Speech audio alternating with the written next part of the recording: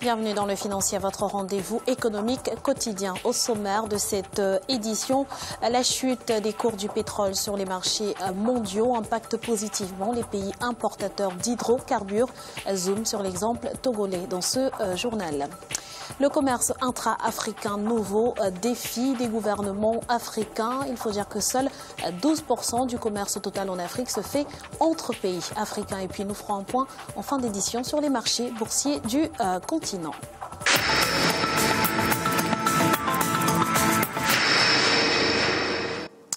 4,5% de croissance attendue en 2015 en Afrique subsaharienne. Un chiffre qui pourrait être revu à la baisse en raison de la chute des cours du pétrole. Mais au Togo, on se réjouit de cette conjoncture qui se traduit par une baisse du prix à la pompe de l'essence. Et Mefa Kofi. La chute des prix des produits pétroliers sur les marchés mondiaux impacte positivement les pays importateurs d'hydrocarbures, à l'exemple du Togo. Au Togo, entre décembre 2014 et janvier 2015, le gouvernement a procédé 2 fois de suite à la réduction du prix des produits pétroliers à la pompe. La dernière remonte au 13 janvier 2015. Le litre du super sans-plomb coûte désormais 580 francs CFA, le pétrole lampant 490 francs, le gasoil 630, le mélange à 2 temps 665 francs CFA le litre. S'agissant du gaz butane, la bouteille de 12,5 kg est cédée à 6 500 francs contre 3 120 francs celle de 6 kg. La baisse du coût de pétrole international a entraîné le gouvernement à réduire le coût du litre dans les stations. Nous espérons avoir une croissance beaucoup plus forte pour cette année grâce à la baisse du coût des pétroles. Mais ce qu'il y a lieu de remarquer aussi, c'est que la baisse du cours du pétrole entraîne aussi la baisse du coût des matières premières. Donc, ce qui fait que ce que nous gagnons au niveau de la baisse du cours du pétrole, nous pouvons le perdre en exportant nos produits. Donc le Togo doit réfléchir à une politique qui permet de réallouer les secteurs et c'est le moment d'engager une industrialisation. Selon le gouvernement, l'État subventionne chaque année les produits pétroliers à hauteur de 12 milliards de francs CFA. Pour l'ATC, Association togolaise des consommateurs, le gouvernement pourrait mieux faire en optant par exemple pour la transparence dans la structuration des prix. Vous avez dans la structure des prix des frais de quai que nous payons, des frais de port que nous payons, des TVA sur la douane, des TVA sur le tronçon douanier, des TVA sur lesquels les frais de port. Donc nous trouvons que c'est des frais inutiles que le gouvernement peut s'en passer pour revoir à la baisse les prix des produits pétroliers. En mai 2015, le baril de pétrole avoisine les $60 sur les marchés mondiaux. Dans ce contexte de baisse des prix d'hydrocarbures, le Nigeria, premier producteur de pétrole en Afrique et dont dépend fortement le Togo, vient pour sa part de réduire de 90% son budget de subvention au pétrole.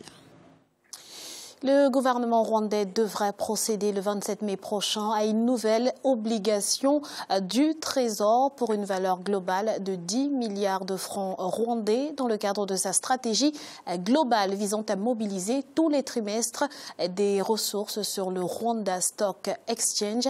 La maturité de ce nouvel emprunt est fixée à 10 ans et certains responsables du marché financier se disent optimistes. Redynamisation du commerce intra-africain, c'est du moins l'ambition des gouvernements avec la naissance des petites et moyennes entreprises et des groupements régionaux. Les différentes régions du continent sont dans la dynamique de conjuguer leurs efforts avec la construction des infrastructures en ce sens. Le point avec Idelette Mirabel Bissou. Redynamiser le commerce intra-africain, c'est l'ambition des gouvernements du continent.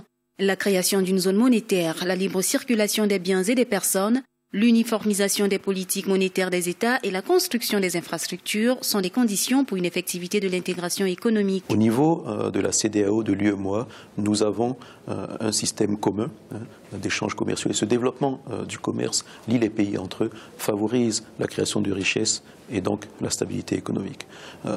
On ne peut aller vers plus d'émergence qu'en créant des richesses. Et c'est cette création de richesses qui crée le développement, la cohésion sociale. En Afrique de l'Ouest, 3 expériences d'intégration et de coopération fonctionnent correctement. La Communauté économique des États de l'Afrique de l'Ouest, l'Union économique et monétaire ouest-africaine et l'Union du fleuve Mano.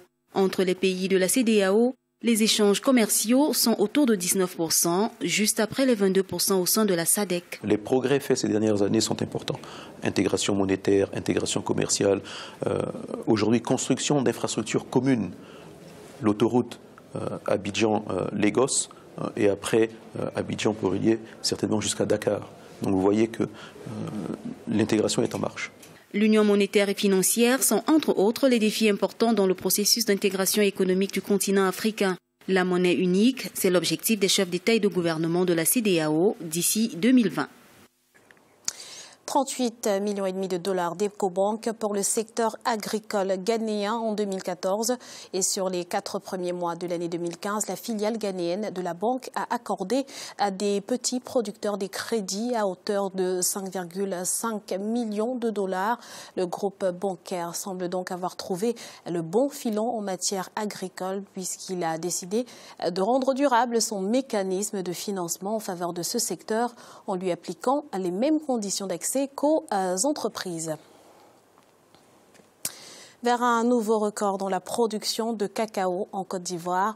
Le pays qui avait déjà enregistré la meilleure récolte d'or brun de son histoire lors de la campagne précédente avec une production de 1,74 million de tonnes pourrait en effet encore récidiver. La nation éburnéenne a déjà reçu 1 347 944 tonnes dans ses ports à la fin du mois d'avril. Et pour certains spécialistes, le cap doit désormais être mis sur la transformation. On écoute à ce propos Stanislas Zézé, directeur général de Bloomfield Investment. D'avoir une meilleure valeur ajoutée et ça permet aussi de créer un environnement qui permettra d'industrialiser ce produit là qui est aujourd'hui très recherché. Exporter un produit semi-fini revient moins cher qu'exporter un produit brut en termes de poids par exemple. Ça pèse moins, donc ça fait forcément gagner en termes de coût pour la Côte d'Ivoire. La finalité, c'est après, justement, de passer à la transformation définitive. Il est à présent l'heure de faire le point sur l'évolution des marchés boursiers africains à la mi-journée. Bonne performance en Afrique australe et dans l'océan Indien. L'indice All-Share de Johannesburg était en hausse de 0,61%. Celui de Nairobi gagnait 0,33%.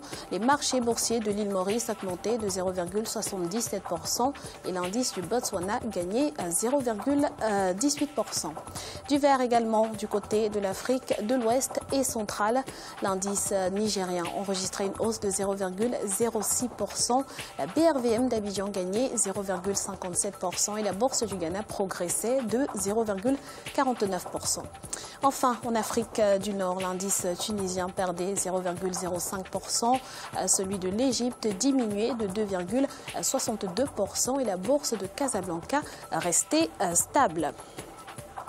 C'est la fin de cette édition du Financial. Nous vous remercions pour votre fidélité. On se retrouve bientôt pour un nouveau rendez-vous de l'économie sur Africa 24.